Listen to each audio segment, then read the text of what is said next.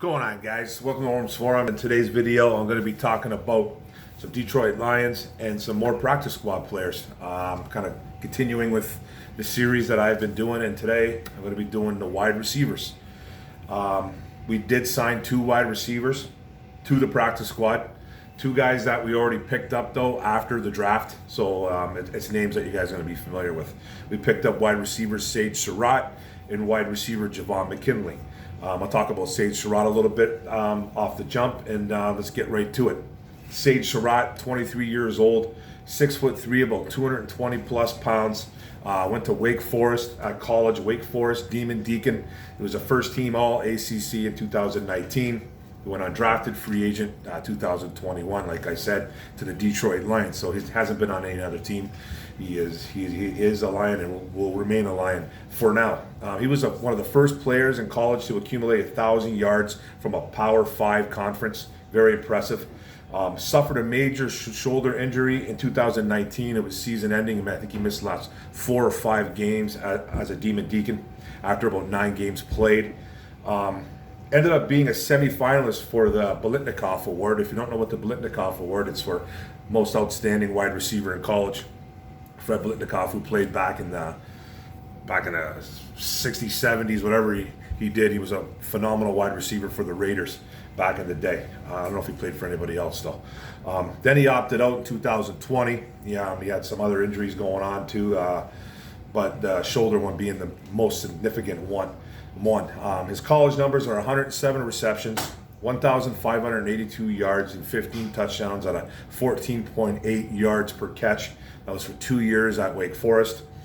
He even did some punt return special team abilities in college as well too. He's a punt returner, so you like that game about him. But he's not a fast guy.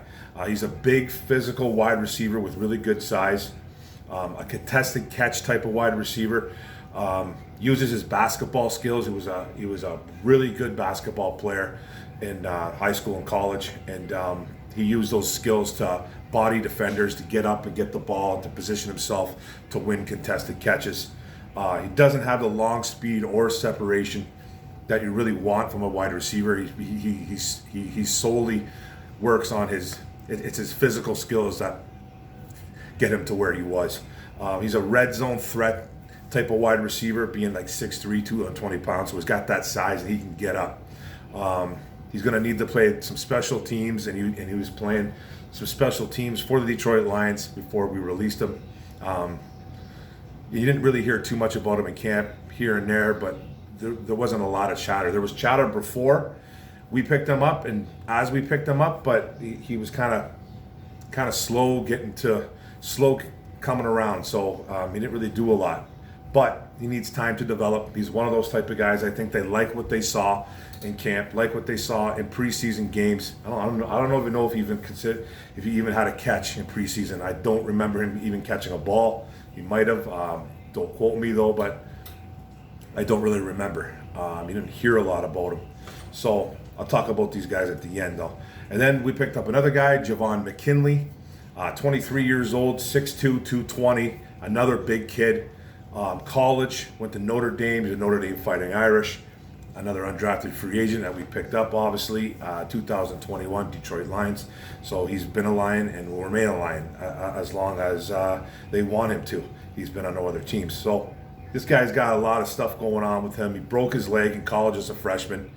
Didn't really accumulate any stats for the first couple years that he was in college. Got in trouble, got suspended from Notre Dame, involving alcohol and like a security guard and campus police, all that kind of stuff. It was out of character apparently, and he suffered through it for the first couple years though. Then he's missed a lot of time, and he's just one of those guys that who's got some ability to him. I think the Lions actually saw this kid, and they gave him a lot of money as an undrafted free agent. And they gave him like over $100. They gave him like about $100,000, something like that. I think they gave Sage Surratt, I believe, a lot of money as well, too. But they really focused on bringing McKinley in here, and they gave him quite a bit of money. He had 53 catches, 985 yards, 18.6 yards per catch, which is very impressive. So he's got that. Don't want to say he's a deep threat, but he's got that 18.6 yards per catch, which is very impressive, and 7 touchdowns. He was in Notre Dame for about, I think for about 4 years, but didn't really accumulate any stats until about 2019. He's a muscular, physical wide receiver, average speed, more of a possession type wide receiver that has some long speed ability, but just not overly fast. I think he's going to be one of those possession guys at the NFL level. He needs to work on his route running and really good ball skills, though. He can get up, he positions his body well, he's got decent hands, and he's a willing blocker. But the injury history is there. He broke his leg, then he hurt his foot. He had all kinds of problems, and then he had some character concerns going on. I think it's a big reason why he went undrafted, and they're just going off sheer potential with this guy. He played actually pretty well in preseason. I think he had 1 or 2 touchdowns, I believe. 1 for sure from David Blau, had a few catches. So he showed a little bit in preseason, a little bit more than Sage Surratt there. But both these guys are 2 guys that are big, 2 big wide receivers, both of them not being very fast. Both are very physical. They can get up and get the ball. I think Sage Surratt being a little more athletic than Javon, just in getting up to get the ball. Both are willing blockers. Both don't have the crazy speed that you want, but they live off their physicality. They're 2 physical wide receivers, and I thought at the end of all this, with training camp and preseason, I thought McKinley had a really good shot at making this roster on the 53-man roster. Just the way he played in the preseason, you just saw a lot more from him. I thought Sage Surratt was going to get cut. I really did, because you just didn't hear that much about him. It was a little bit upsetting, because I thought that kid was a really good wide receiver in college, and he did a little bit more than Javon. It was just a numbers game, I think, like that, and he got outplayed a bit in the preseason games for the Detroit Lions. So, but these 2 guys have a really good shot at getting possible called up, because I don't really know what's going to happen with Tom Kennedy. Don't really know what's going to happen with Trinity Benson. They gave up a couple picks for that kid. I don't really know what's going to go on with him. We're carrying 6 wide receivers as of right now. That could change anytime now. So there's still a couple question marks out there. I would not be surprised if one or even both these guys got called up to the 53-man roster and contributed in some way, because I think they both can. I really like Sage Surratt, I do. And I liked what I saw from McKinley. I wasn't too sold on McKinley until I watched him in preseason. And he showed that he can actually play some football. And obviously they know a whole hell of a lot more than I do.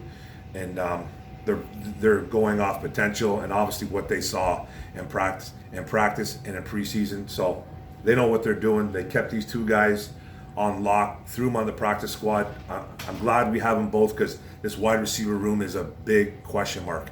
I think there's going to be lots of turnover, and it might even happen this year. I don't think they're done adding or subtracting to this wide receiver room.